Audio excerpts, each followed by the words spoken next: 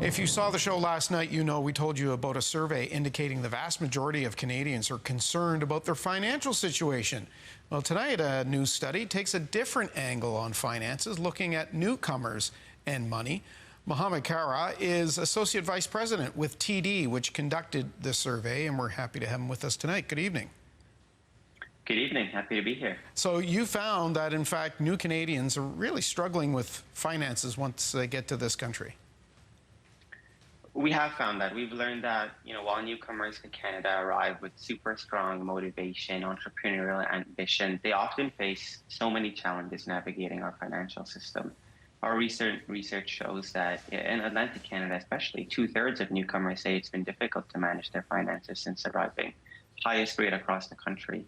Many report super low levels of understanding about banking, investing, even the state of the economy, basic building blocks to helping build that financial confidence. These are fundamental barriers that can prevent people from achieving their potential when it comes to establishing a life in Canada. Mohammed, what's their top concerns? Are they fear making mistakes while navigating the system?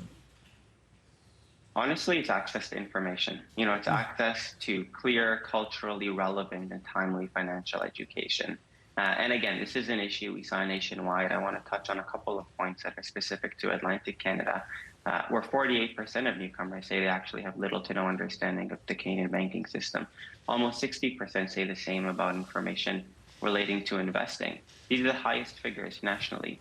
Even those with financial literacy and a lot of experience in their home countries, they're unfamiliar with Canadian-specific tools, products, services, even the basic terminology we use to do our banking here in Canada.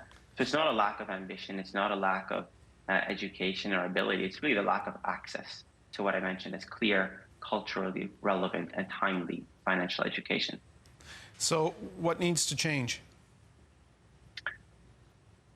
TD, as a major bank in Canada, alongside our peers in the financial industry and corporate Canada, have a responsibility, have a huge role to play and an important responsibility to actually improve that access to information. We take it upon ourselves. We offer banking services in our branches coast to coast in over 50 languages. We offer over 200 languages and support over the phone and digitally in over 10 languages. We know how important it is for customers to come into a branch and actually find colleagues and advisors that look like them, that have been where they've been, and that actually provide culturally relevant, appropriate, and relevant information to them. And so that's something we pride ourselves on and something we continue to invest in. When it comes to the type of education, the type of information we share with newcomers, there's a lot to be said about actually doing the work to translate that into concepts that they may be familiar with from their home country. A lot of times we're talking about the same products, just different names, and it's up to us to understand that and to identify those barriers early so we can solve it and truly get to the meat of the matter, which is helping these newcomers contribute to the Canadian economy and meet their own financial goals. Okay, let me pick up on that. How does that frustration, perhaps, with the banking system, how does that translate into, I don't know, missed productivity, opportunity?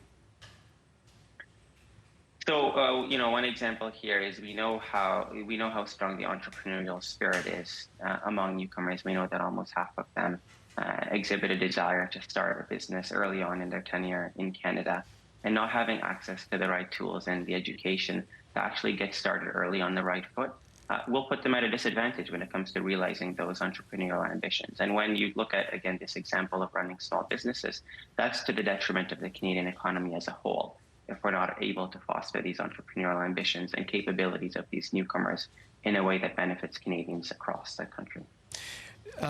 Do newcomers find it expensive?